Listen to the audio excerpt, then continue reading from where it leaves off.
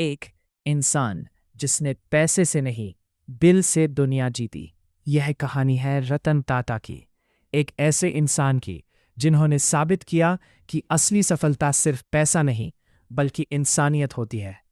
रतन टाटा का जन्म एक बड़े बिजनेस परिवार में हुआ, लेकिन उनकी जिंदगी उतनी आसान नहीं थी जितनी लोग सोचते हैं। बचपन में ही उनके माता पिता अलग हो गए और उनका पालन पोषण उनकी दादी ने किया। उन्होंने उन्हें एक ही चीज सिखाई, हमेशा एक अच्छे इंसान बनो। समय बीतता गया।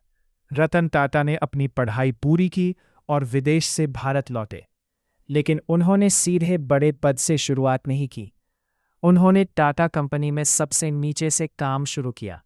फैक्ट्री में काम किया, मजदूरों के साथ रहे, उनकी समस्याएं समझी।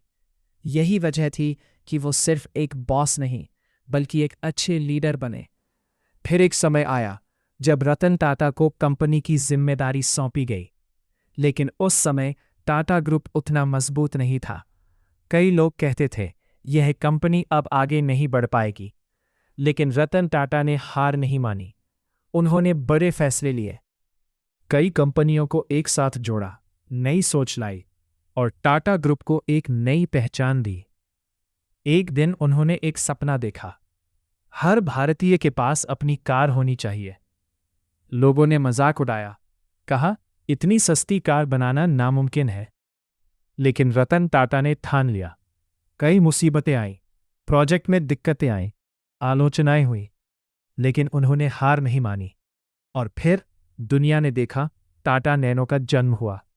यह सिर्फ एक कार नहीं थी, यह एक सपना था जो करोड़ों लोगों के लिए सच हुआ।